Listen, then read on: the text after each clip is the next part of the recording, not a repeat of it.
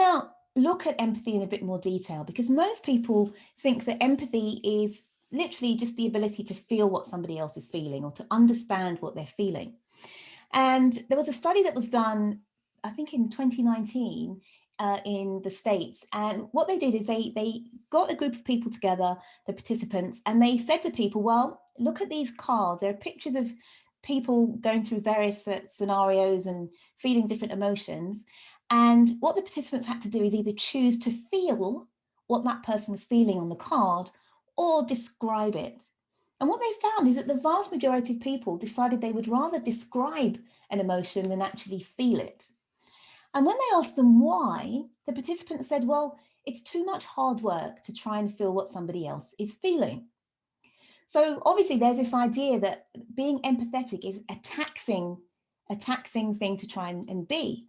So hopefully today, by learning these three different ways we can be empathetic, you'll understand it doesn't have to be quite as taxing as you think. So the three kinds are, first of all, cognitive, which is the ability to think and imagine what somebody else must be feeling.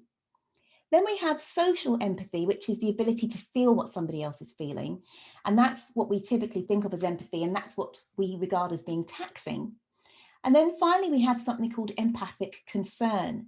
And that's the ability to understand that somebody is feeling something, and then for us to try and do something about it. So if you want to remember the three kinds of empathy, the easiest way is to think, to feel, and to do. And what is better for us and better for our wellness as humans is not to stay too long in the feel, but then to move from feel to do. So by showing compassion and actually trying to help that person, whether it's with a supportive statement, whether it's encouraging them to take a next step, whether it's just saying, I'm here for you, that doing takes us away from feeling debilitated and feeling like we're being taxed emotionally. And it makes us actually feel better about ourselves.